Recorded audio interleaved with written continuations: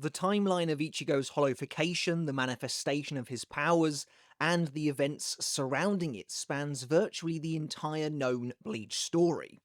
Major characters all have a role to play in this subplot, which is one of my favourites. It feels like a shadowy layer that runs underneath the main Bleach narrative, but one that has enormous ramifications for the future to come, and none greater than for Ichigo himself, of course. So in today's video, I want to run through the complete timeline of Ichigo's hollow powers, looking at the journey Kubo took to get us from their first appearance in the lore to their current status, and everything in between, and yes, in some cases, perhaps even beyond. Before we get started on the video today, guys, if you enjoyed it, then consider hitting subscribe down below, as it really does help the channel grow, and I really do appreciate it. And also check out my other channel, Mr. Tomo Talks Games. Just last night, we posted another new video, this time looking at Black Myth Wukong. So if you're interested in that at all, then consider checking that out as well. I'm trying to hit 15,000 subs by the end of the year, and I really would appreciate your support. While we don't have any kind of a definitive starting point for when the wider issue of holification and the enhancement of Shinigami souls was introduced in the lore of Bleach, during Everything But the Rain, Kisuke Urahara briefly explains perhaps the earliest known acknowledgement of holification by the Soul Society, revealing that it didn't necessarily begin life as some shady back-alley practice. Instead, it's easy to imagine it being a fairly widespread theory, at least among the intellectuals and the scientists of the time, and in fact the idea of holification specifically as a scientific process was developed by the Shinigami. Kisuke reveals to both Isshin and Ryuken that holification is an experimental process in which a hollow soul is injected into another soul, after which the border between said two souls breaks down, theoretically enabling the host soul to evolve, acquiring incredible power. Kisuke explains that holification was specifically developed for the purpose of making Shinigami souls stronger, but that ultimately they realized they couldn't control the process, and it was presumably abandoned, at least as an on-the-books project.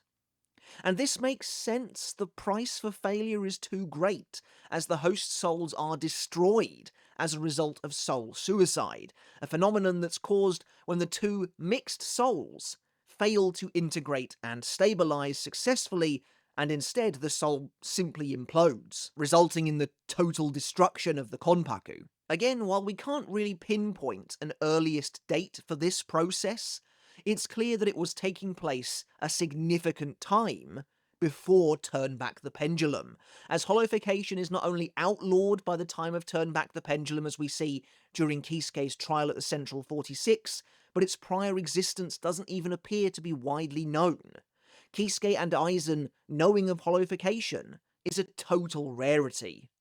Even someone like Tessai Tsukubishi, the current at the time Kido Corps captain, has no knowledge of holification whatsoever. And so yeah, that takes us nicely to Turn Back the Pendulum, and now we officially have a timeline to work with. 110 years prior to the main story, and approximately 95 years before the birth of Ichigo. As I said, the landscape of holification looks a lot different. It's an outlawed practice, and much of the knowledge of the subject has apparently been scrubbed, to even the point where very high-ranking members of the Gotei 13 and beyond have no idea what it even is. Kisuke reveals towards the end of the arc that holification was a process that he himself, on his own, stumbled upon when attempting to strengthen the Konpaku of the Shinigami, and while researching holification, Kisuke created the Hogyoku, something that was originally believed to be designed to instantly and cleanly break down the barriers between Shinigami and Hollow. Now, I have no idea why Kisuke was looking into methods of strengthening Konpaku, whether he was ordered to do that by a higher power, whether it was something he was just doing in his own time, and as well I do wonder which division he was a part of when he was doing this. Was he part of the second division still, and wanting to strengthen them from a physical capability, seeing how they are out in the field in real time, or was it during the earlier days of his time in the 12th Division? Remember, the 12th Division initially had absolutely nothing to do with R&D. That was something that Kisuke himself brought in. So maybe it was around about that time when he gained access to slightly more resources. Anyway, 9 years pass since the start of Turn Back the Pendulum, bringing us to 101 years prior to the main story, and we discover that Aizen is conducting clandestine experiments on unfortunate Rukongai citizens as he searches for a method to surpass both Shinigami and Hollow. We see 3 Rukongai citizens suffer from soul suicide as their Konpaku are destroyed after having been exposed to the Hollow Soul, but undeterred, Aizen simply sets his sights on greater targets. Now, while it's not specifically confirmed, it seems likely to me that Aizen decided to move their experiments from regular souls to Shinigami souls in the hopes that they would be able to withstand holification better. And he does just that, going so far as to infect 10 Shinigami with holification, but their Konpaku all succumb to the effects as well and are destroyed. Eventually, though, after ambushing them with the help of Tosen, Aizen succeeds in holofying Kensei and Mashiro of the 9th Division, and through them is able to infect Shinji, Hiyori, Love, Rose, Lisa, and Hachi, all members of the Gotei 13, who are now stricken by holification. Much later, Aizen would reveal to Isshin that the point of this experiment was twofold. To test holification, of course, but to also confirm the true power of the Hogyoku as Aizen suspected it. Now, despite these much stronger Shinigami seemingly taking to the holification better than before, all of them would have succumbed to soul suicide eventually. It's only thanks to a vaccine of Quincy arrows and human souls created by Kisuke, as revealed in Everything But the Rain, that they were able to stabilize and eventually become perfect Visard. Although this is a little strange, as Aizen notes in the Arankar arc that it's thanks to the Hogyoku that they in fact became the Visard. I guess it's possible that back in the past, Kisuke believed the vaccine to be the reason for his success without knowing the actual truth yet, but it seems an odd thing to introduce long after the Hogyoku's role in the story is over, and as the catalyst for Kisuke's method of saving Masaki, which we know to have worked. To be fair, I mean, Kisuke does say right here that the vaccine only prevented soul suicide, not the actual holification of the subject in question, so maybe that's what Aizen was referring to when he said that the Hogyoku enabled them to become perfect Visards. He meant that thanks to the Hogyoku they were able to actually surpass the boundary in the first place and become a hybrid being.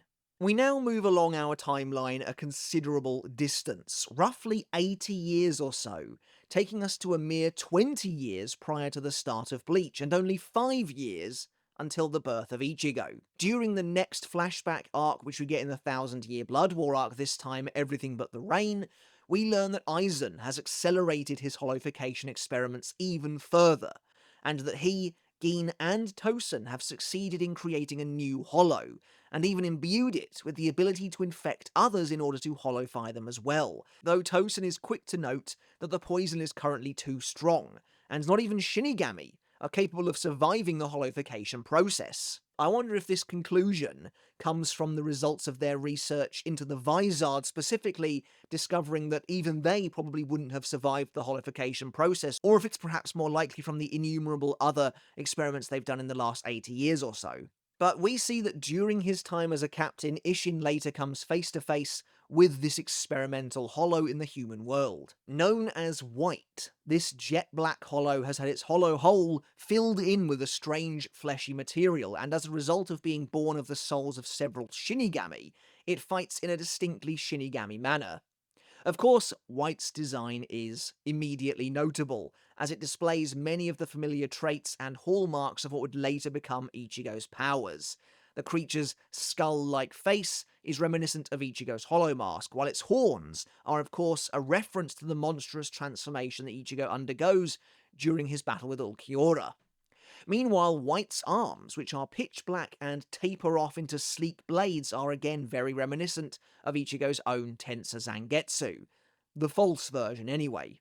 Finally, the creature's long white hair is very similar to Zangetsu's own hair during the Deicide arc. While Isshin battles White, Masaki arrives on the scene to help him, and is ultimately bitten by White, as the Hollow chooses her to infect with its holification virus. Although Masaki destroys White, the creature self-destructs, as Tosen later speculates that in finding and infecting Masaki, White reached its final transfer stage, and gave it all to hollowfy her, and the damage is done. White's holification virus spreads through Masaki and threatens to completely destroy her body as we see her succumbing to holification from a Quincy's perspective. Acting quickly, Kisuke Urahara reveals a method of saving her life. As Masaki is now a hybrid of Quincy and Hollow predominantly, her soul needs to be bonded with a powerful opposing force for as long as she lives in order to keep her soul from breaking down. As a Shinigami, only Isshin is capable of making the choice, as Kisuke also reveals he's finished work on a special Gigai that will turn Isshin for all intents and purposes into a human, thereby creating the Shinigami and human hybrid that Masaki needs to offset her rapidly hollowfying soul. Of course, Isshin chooses to forego his life as a Shinigami in order to protect Masaki, and Kisuke literally binds their souls together. Within Masaki's inner world, I guess you could call it, though it's mostly just a metaphorical manifestation of their bond, Isshin arrives to protect her from hollowfying and holds off the beast.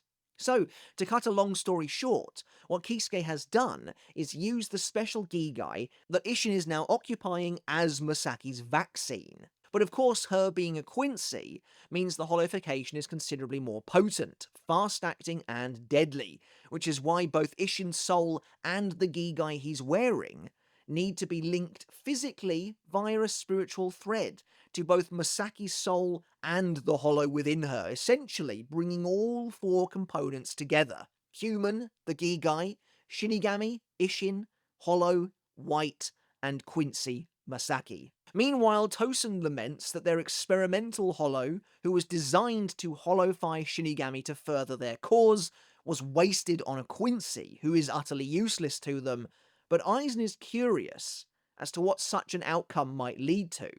And of course, he's indirectly referring to none other than Ichigo himself. Isshin and Masaki fall in love, and 5 years after the end of Everything But the Rain, their first child, Ichigo, is born. A perfect, natural hybrid of those four races that the coming together of Isshin and Masaki wrought. And with that, we arrive at the start of the Bleach story.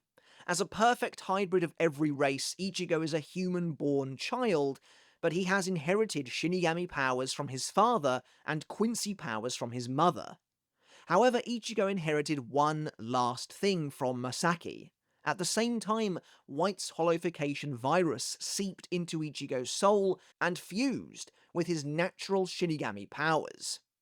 While it's possible White would have always been passed down to Ichigo in some form or another, the reason it was capable of entering Ichigo's inner world and fusing with his latent Shinigami power to essentially become his Asauchi was due to White being created in essentially the exact same way that Oetsu Nimaya forges Asauchi in the royal palace by layering Shinigami souls together, making this strange, hollow Shinigami hybrid that now exists inside Ichigo's inner world a pseudo-Asauchi of sorts, which we'll get into a bit later.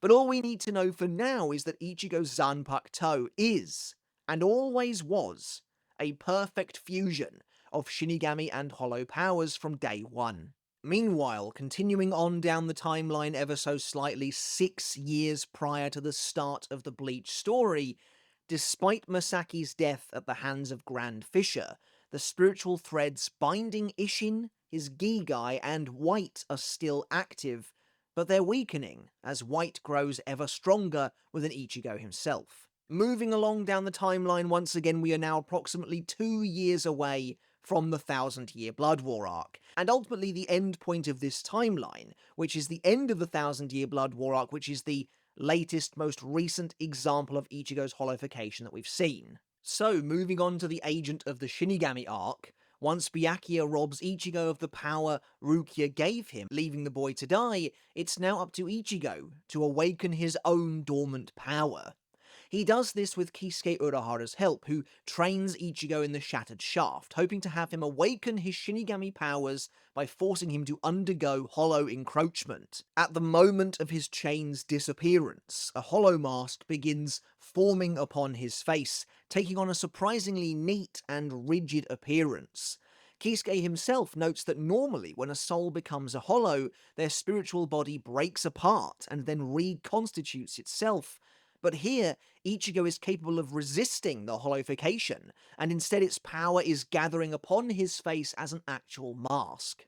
As Isshin notes again much later, Ichigo's Zanpakuto was brought into being during this training, which is what we see here when Ichigo escapes the shattered shaft before fully hollowfying. And of course, while what we see in Ichigo's hand in this moment is merely a facsimile, a fake Zanpakuto and later Shinigami, brought on by Old Man Zangetsu suppressing White, some of White's true power was clearly able to escape here, as Ichigo emerges from the shaft wearing both a Shinigami Shihakusho and a hollow mask, a symbol of the awakening of his real Zanpakuto somewhere deep within him.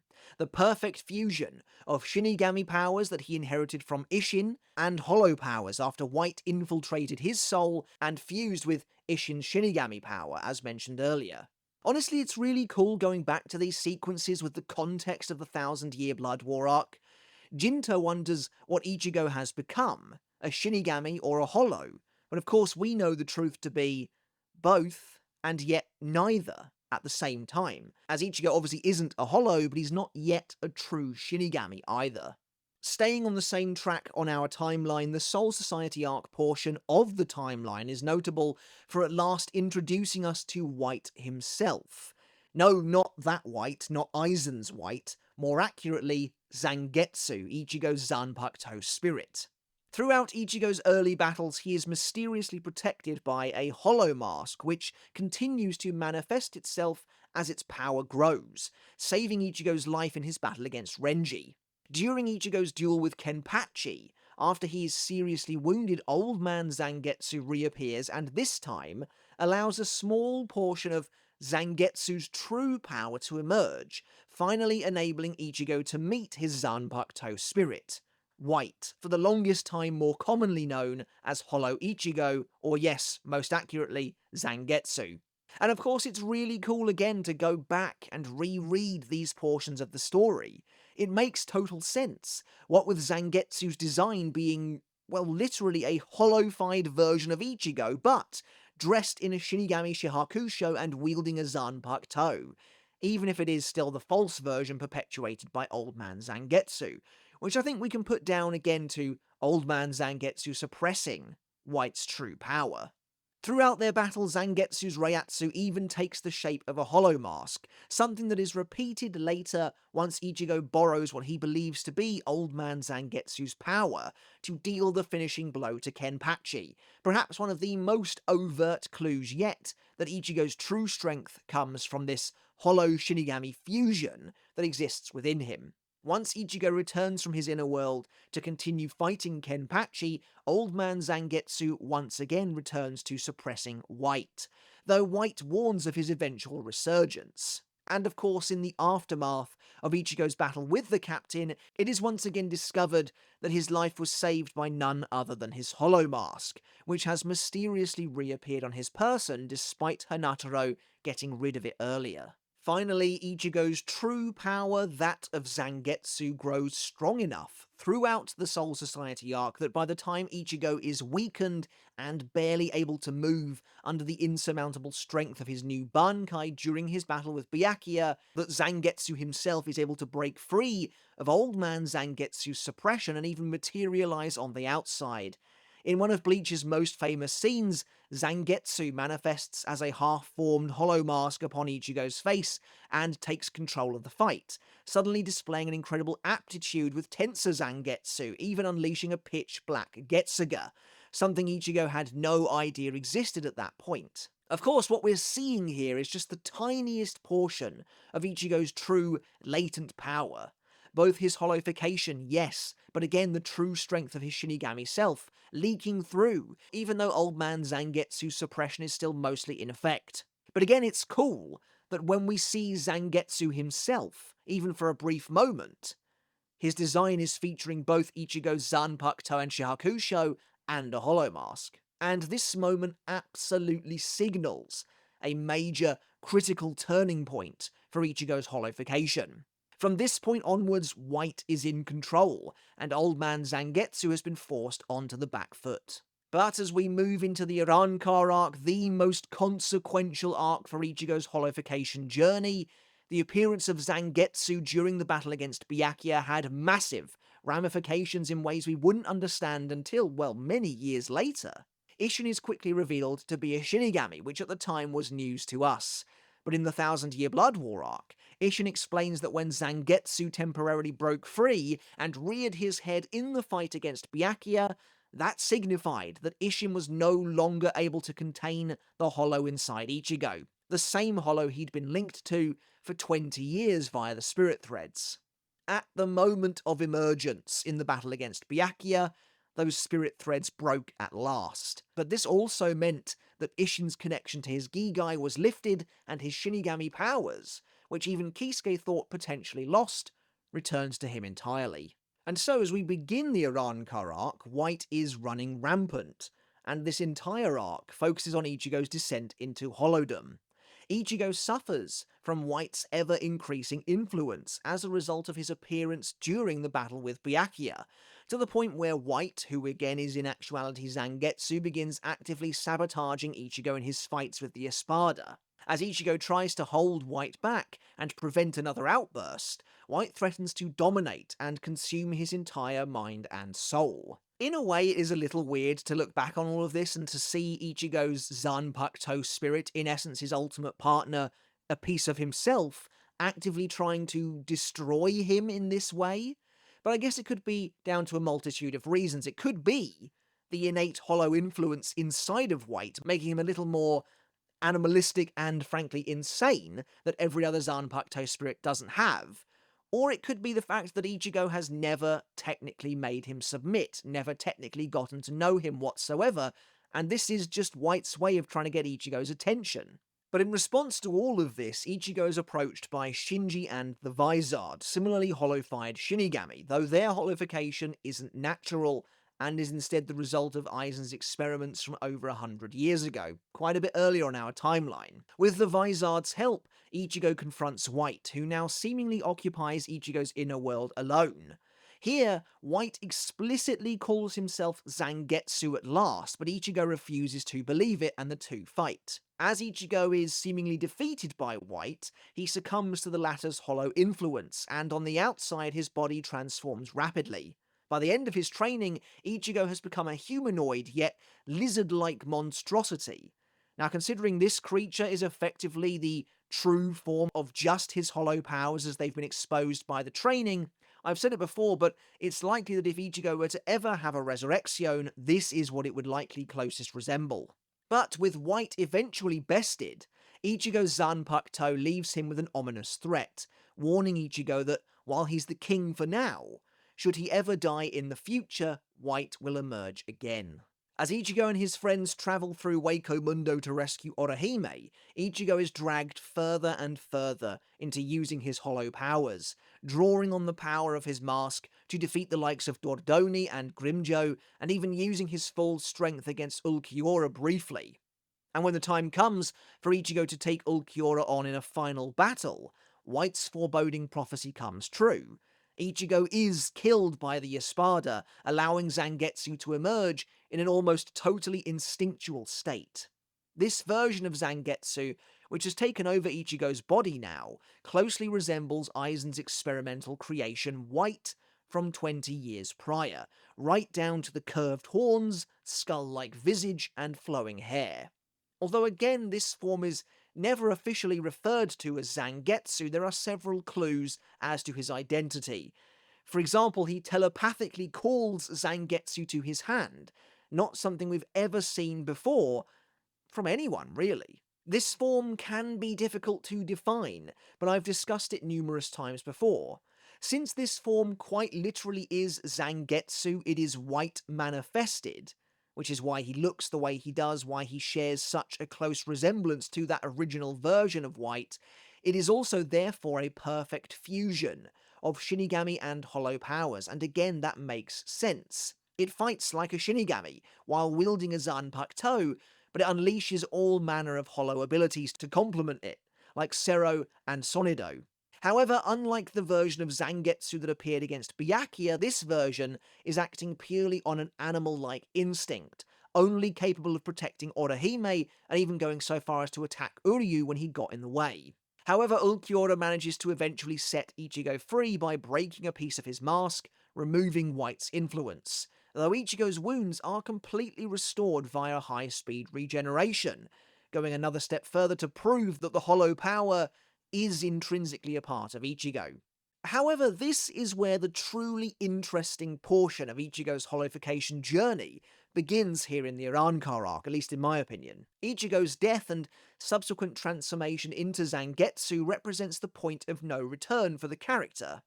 Here in the dark heart of Waco Mundo, he's fallen into Hollowdom as far as he can go, and in doing so has seriously wounded and nearly killed one of his closest friends, almost completely losing himself in the process.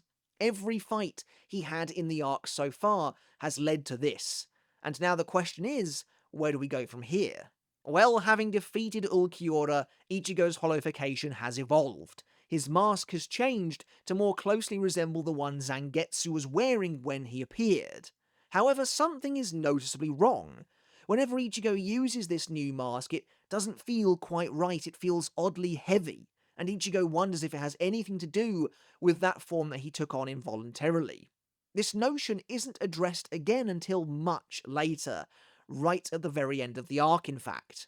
With Aizen preparing to destroy Karakura Town, Ichigo finds himself training within the Dangai to try and desperately learn the final Getsuga Tensho from Zangetsu. Upon entering his inner world, which is now submerged beneath the sea, Ichigo is confronted by a peculiar, unknown young man, who reveals himself to be Tensa Zangetsu, though this is just another ruse, as this man is still the manifestation of Ichigo's Quincy powers. However, through Tensa Zangetsu, Ichigo is able to confront White once again, as Tensa Zangetsu literally rips White from within Ichigo's chest.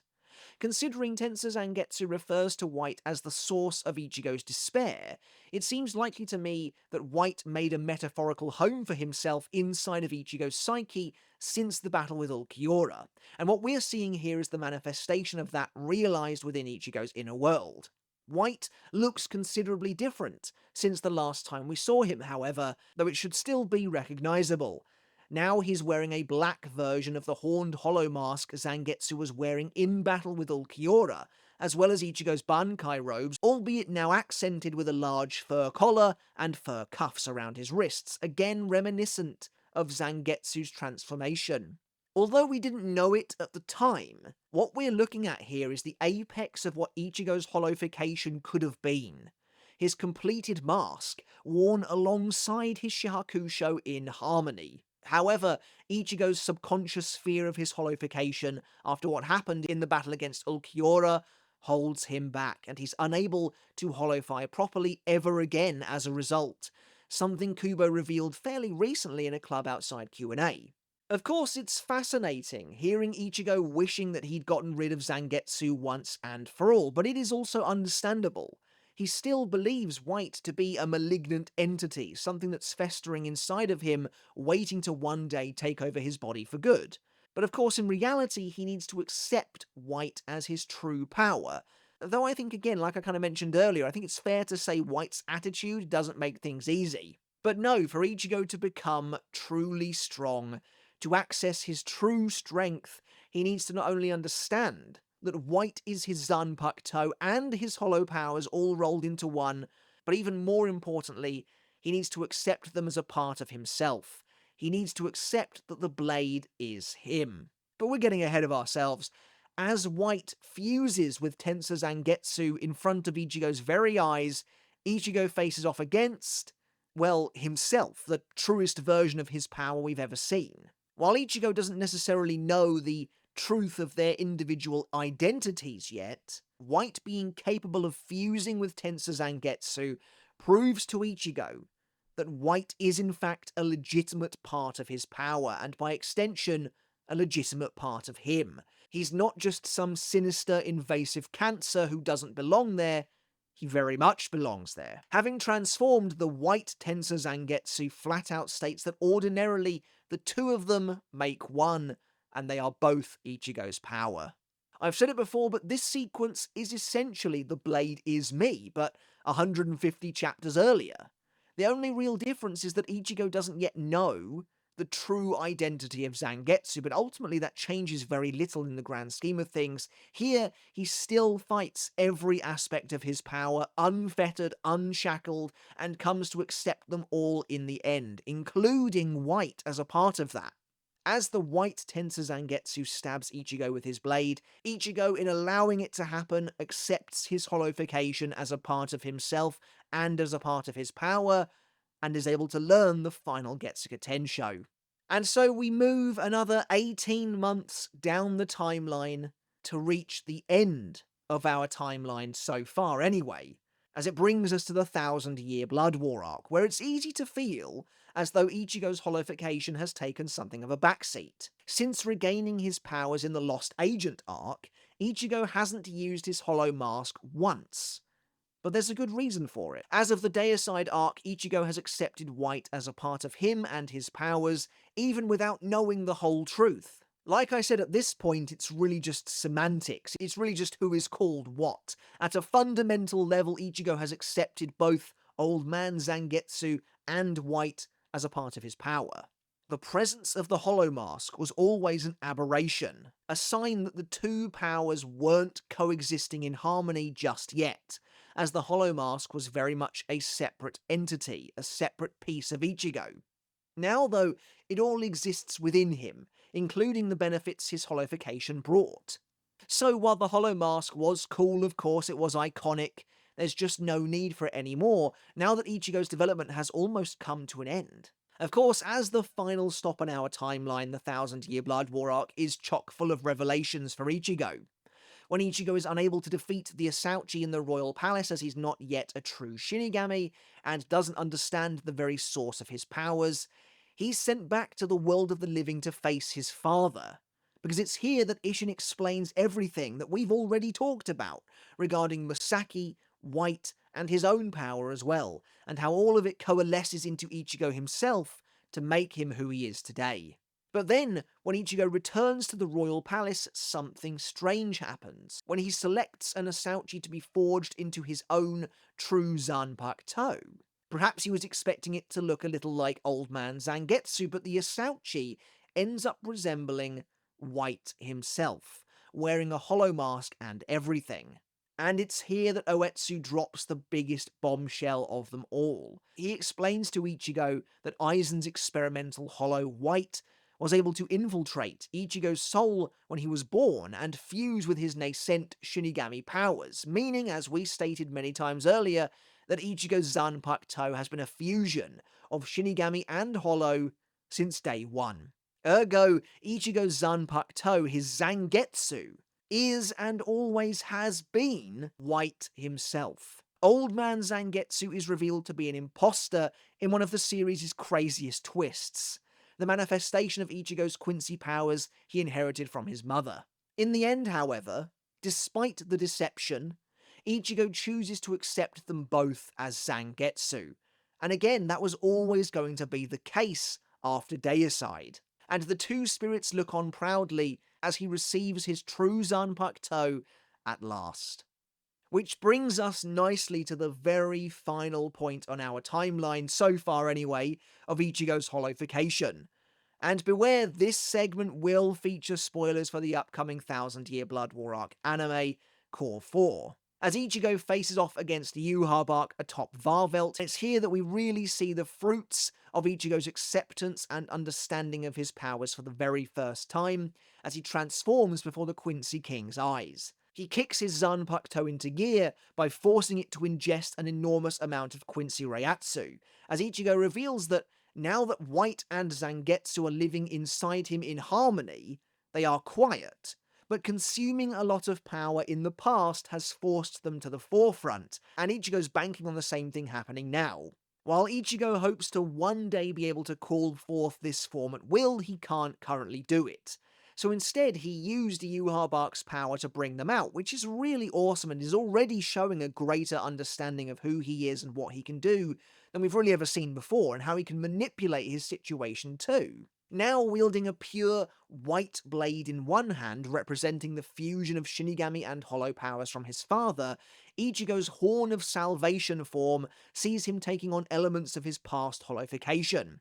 For example, sprouting a horn from the side of his head and incorporating numerous aspects of Zangetsu's transformation upon his own body, with black markings running down his face and along his skin, all of which meet within the center of his chest, forming what looks to be a hollow's hole, though isn't. And again, the way this form looks, is a perfect example of why Ichigo no longer has a hollow mask to use.